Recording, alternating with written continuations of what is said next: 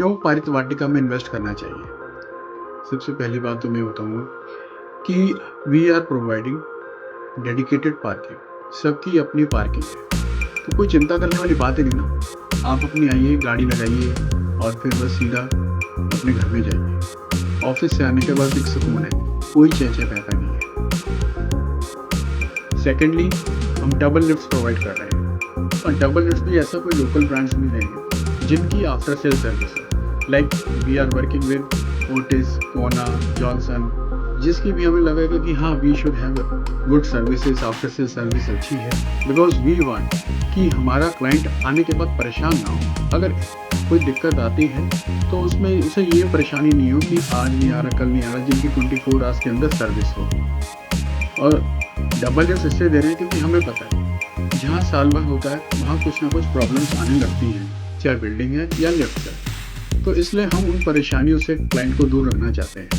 फिर हम दे रहे हैं power backup, proper water and electric supply और 24/7 सिक्योरिटी। अच्छा, लोकेशन की बात करें, लोकेशन तो इतनी बढ़िया है कि मतलब बाहर निकलते साथ ही on the foot steps of 10 to 15 minutes आपको शॉपिंग मॉल्स मिल जाते हैं, फिर स्कूल्स हैं, हॉस्पिटल्स हैं। फिर हम जरा सी बारीकियों का ध्यान रखते हैं कंस्ट्रक्शन के अंदर। ऐसा नहीं है कि सिर्फ इन्वेस्टर ने या फाइनल कंज्यूमर ने सिर्फ अपना पैसा लगाया और बस आँख नीचे जो काम हमारा वो सब हुआ है। हम सब चीज़ों को शीट्स पे कर रहे हैं, चाहे वो सॉइल टेस्टिंग है, चाहे वो कास्टिंग से रिलेटेड है।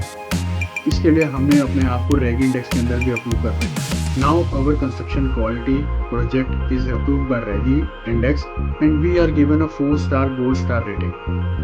तो ये अपने आप में ही एक इस प्रोजेक्ट की कंस्ट्रक्शन क्वालिटी को लेके यूएसपी है कि we are not compromising on anything. और फिर हम बात करें बैंक की, तो it is approved by bank और आपको लोन चाहिए बहुत ईजिली लोन मिल जाता है।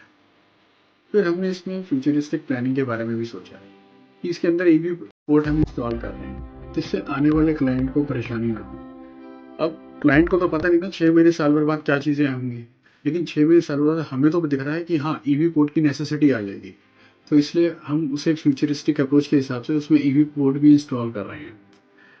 और मैं आपको बता दूं, this is the last patch in this area.